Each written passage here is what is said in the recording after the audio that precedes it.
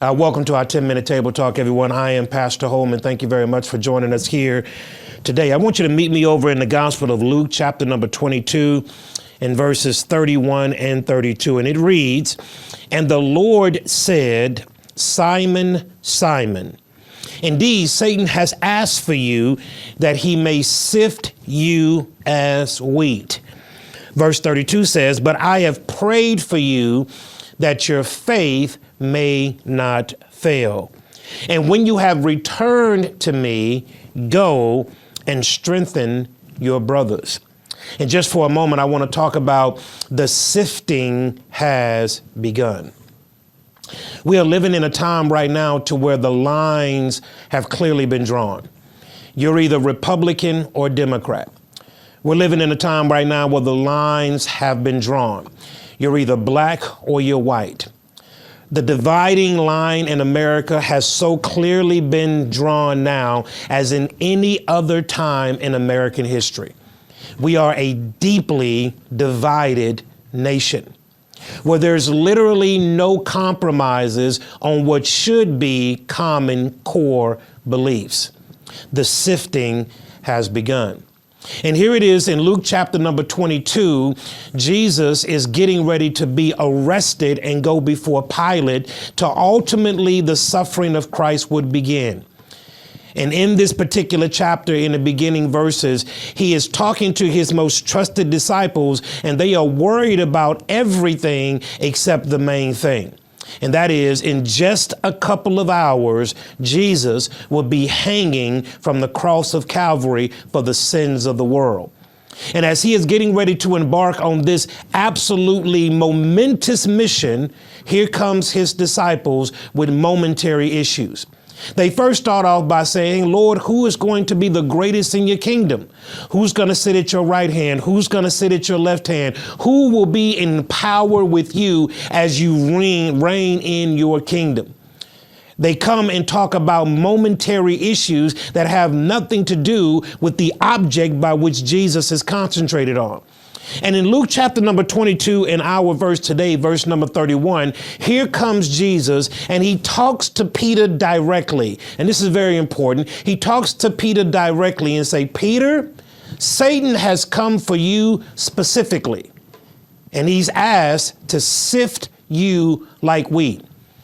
Satan has called your name specifically so that he may sift you as wheat." This is very important because he never says that about John. He never says that about Judas, Matthias, or any of the other 12 disciples. But Satan came specifically asking for Peter and to sift him like wheat.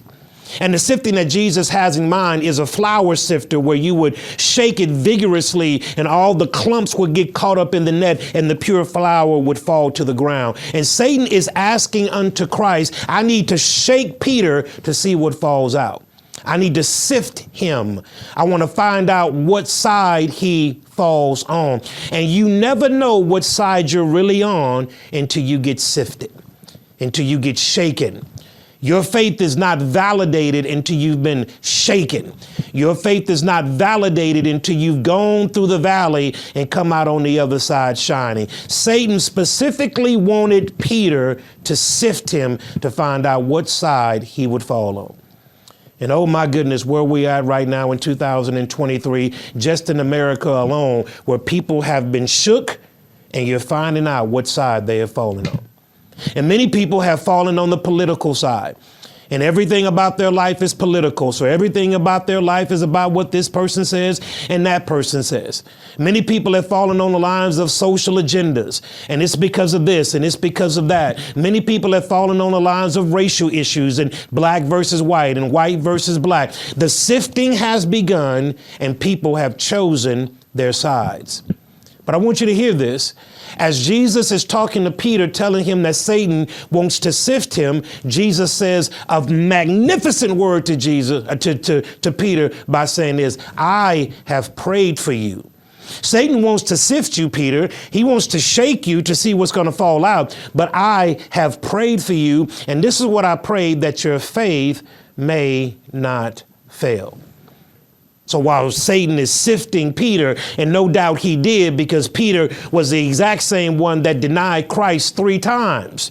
He was the exact same one that after Jesus had been crucified and buried in the tomb, Peter was the same one that went back fishing. Yes, indeed, Satan shook Peter, but Peter returned back unto God and then strengthened his brothers. We're in a season right now to where people are being sifted.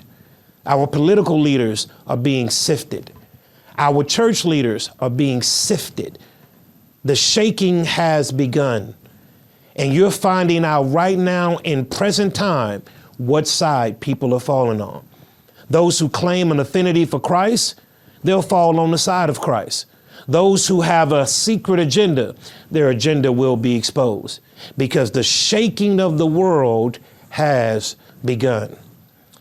And as Jesus admonishes Peter, he so admonishes you and I. While Satan may not call us out by name, he has a demon for all of our lives that are shaking us to see what falls out. And when the world shakes you, what side are you going to fall on? Until we see you next week, God bless you.